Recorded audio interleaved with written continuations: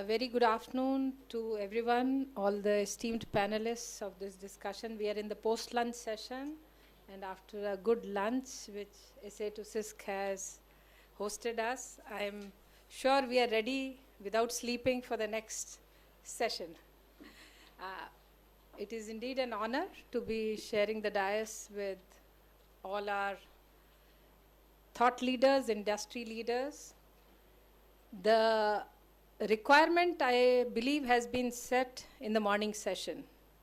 Where are we? Drones, the need for them, the kind of wide varieties that are required. And as someone in the morning session said, no drone is too small to be ignored, right from a micro drone which can cause havoc with the tanks, bigger systems, radars, to the larger class of UAVs which can cause extensive damage. The threat potential is huge. So nothing is too small to be ignored. And the warfare scenario seems to be changing. Everything seems to be dominated by the drones. They've become all pervasive. With every arm, Army, Navy, Air Force, everybody seems to be affected terribly by it. So the doctrines are being reworked. How do we integrate drones and protection from drones as a part of the warfighters' philosophy? What needs to be done? We need the support of industry to gear up, help us to produce the systems which will make us meet the threat scenarios.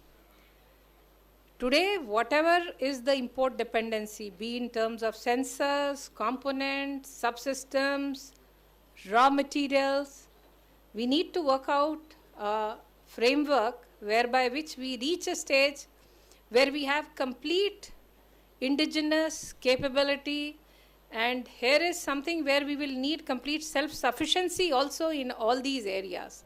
Nothing is too small to be ignored, and in times of war and crisis, nobody will come and support us.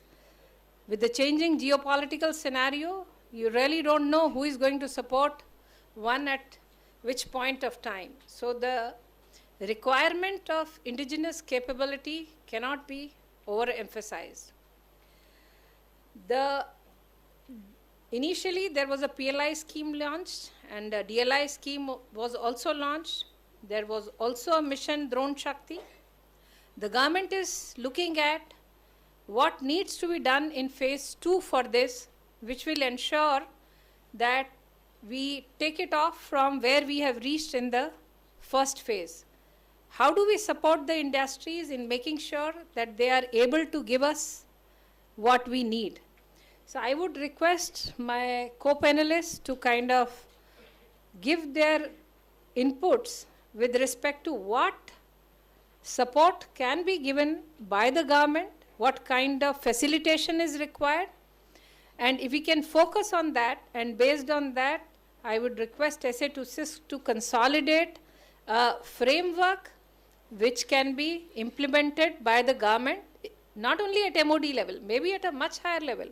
Yesterday only I was attending a meeting where all other ministries were also present on how do we make the drone ecosystem much better and much more self-sufficient. What kind of incentivization is required?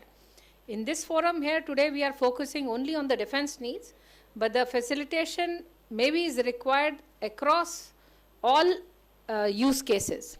With that as the broad background, and before I close, I'd like to compliment SA2CISC and HQ Ideas, CENJOS for taking this initiative, getting all the relevant stakeholders on one forum. I think these kind of meets will help us to aggregate the thought process and work out a right framework towards making this sector completely self-sufficient, which is the call of the day.